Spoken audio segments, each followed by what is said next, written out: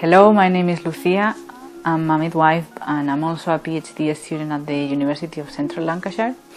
I'm going to give you a brief introduction to the study.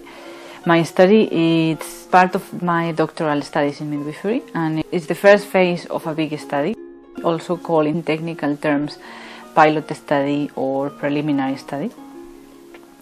In this research, what we want to do is find out what is the best management for women when they break the waters, but you don't go straight away into labor. We want to find out whether it's best to induce or it's best to wait for labor to occur on its own. From all the research that I've done so far, all the papers that I've read and all the people that I've spoken to, we know that there are two main options. One is to induce labor and the other one is to wait for labor to occur on its own naturally.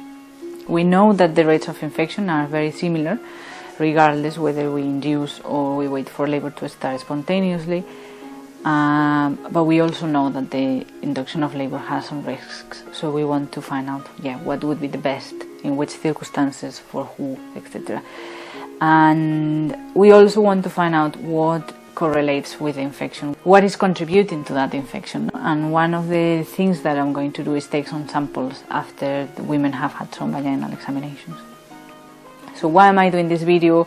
Why am I asking for your help? Why it's so important that we get this study off the ground? So first of all, I'm self-funding the study. I'm paying for it myself, and I also need to buy some equipment. Also, because I'm committed to do this study, I'm very keen in finding the answer to this, because when I used to work as a midwife, I had a few women who didn't want to induce and preferred to wait for labor to start spontaneously because they wanted to have a normal birth. And I helped them through that, and they had spontaneous labors and they had normal births. And one of those women is a woman that you will see through the pictures in this video.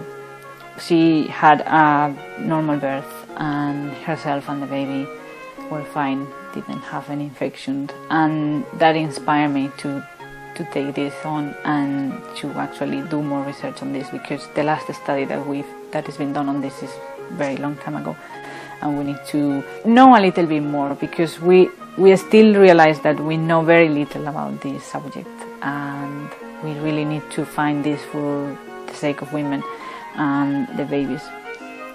So it's really important that you help us. We really need your help, because even £1 will make a difference. So please visit the website, and if you have any further questions or you want to know more about the study, please get in touch and I will be very happy to answer any questions or talk to anybody who would like to find out more.